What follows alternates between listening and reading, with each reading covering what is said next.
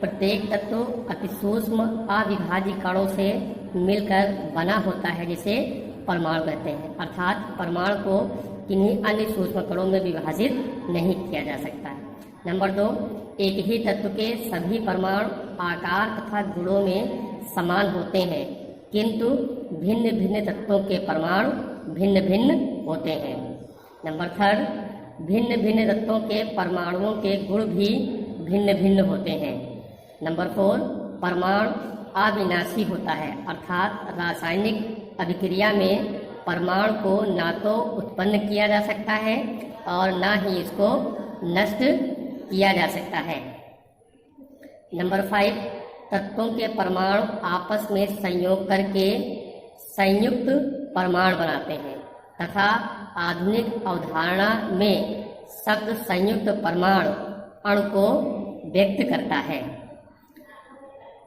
Dalton के परमाणु सिद्धांत की वर्तमान स्थिति, जिसे कि आधुनिक परमाणु सिद्धांत भी कहते हैं, इसके मुख्य बिंदु निम्न है।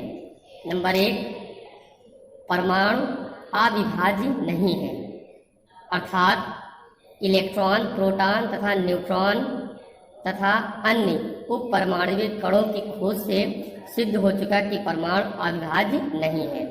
अर्थात परमाणु को हम अन्य सूक्ष्म कणों में विभाजित कर सकते हैं, जिन्हें कि हम इलेक्ट्रॉन, प्रोटॉन तथा न्यूट्रॉन कहते हैं, और इन कणों को परमाणु का मूल कण भी कहते हैं।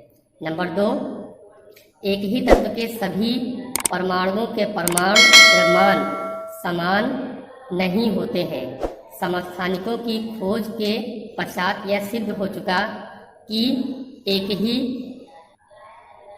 ही तत्व के परमाणुओं के परमाणु द्रव्यमान भिन्न भिन्न हो सकते हैं। वह तत्व एक ही परमाणु के वह तत्व जिनके परमाणु क्रमांक एक समान और द्रव्यमान संख्या भिन्न भिन्न होती हैं, उन्हें समस्थानिक कहते हैं। जैसे हम सभी जानते हैं कि हाइड्रोजन के 3 समस्थानिक ज्ञात हैं, 1s1, 1s2 और 1s3, जिन्हें कि हम प्रोटियम, ड्यूटेरियम और ट्राइटियम कहते हैं। इन सभी के परमाणु क्रमांक एक समान होते हैं, परंतु इनकी द्रव्यमान संख्या भिन्न भिन्न होती है, अतः ये समस्थानिक कहलाते हैं।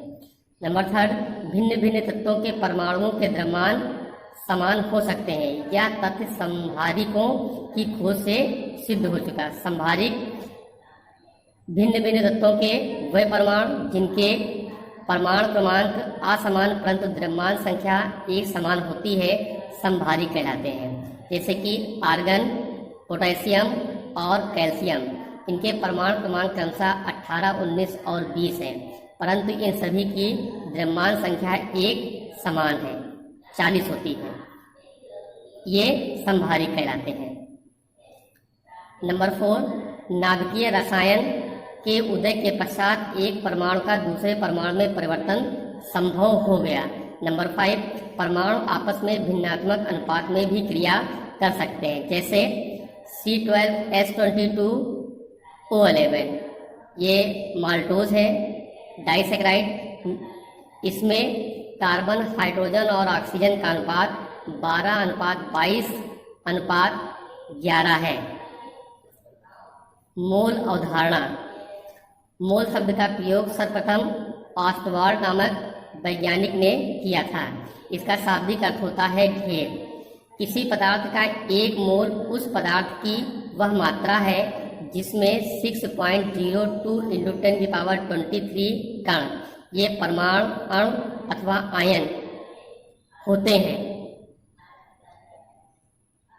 एक मोल कहलाता है।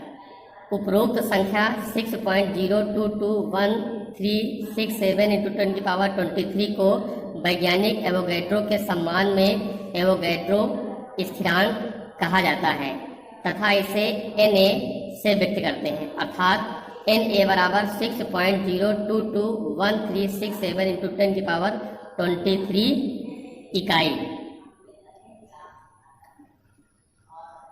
सीमांत अभिकर्मक, लिमिटिंग एजेंट, किसी रासायनिक अभिक्रिया में भाग लेने वाले जिस अभिकारक या अभिकर्मक की मात्रा कम होती है, वह कुछ देर बाद समाप्त हो जाता है।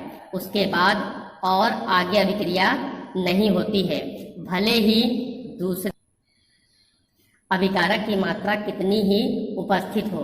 अतः जो अभिकर्मक पहले समाप्त हो जाता है वह उत्पाद की मात्रा को सीमित कर देता है, इसलिए इसे सीमांत अभिकर्मक कहते हैं। तथा जो अभिकर्मक शेष रह जाते हैं अधिक के अभिकर्मक कहलाते हैं। जैसे A+B ये अभिकारक है, क्रिया होती है, उत्पाद AB बनता है। A के 10 मोल, B के 5 मोल है। यहाँ पर जब अभिक्रिया शुरू हुई तो यहाँ पर B पहले समाप्त हो जाता है और यह उत्पाद की मात्रा को सीमित कर देता है और A शेष बच जाता है। B उत्पाद की मात्रा को सीमित कर देता है, अतः ये सीमांत अभिकर्मक है और A शेष रह जाता है, ये आधिक्य अभिकर्मक है। स्टाइकियोमेट्रिक गुणांक। संतुलित रासायनिक समीकरण में अभिकारक तथा उत्पाद के सूत्रों के गुणांक स्टाइकियोमेट्रिक गुणांक कहलाते हैं। जैसे KClO3 को जब गर्म करते हैं तो KCl और O2 प्राप्त होती है। इस अभिक्रिया में KClO3 के 2 मोल को गर्म करने पर 2 मोल KCl और 3 मोल O2 प्राप्त होती है।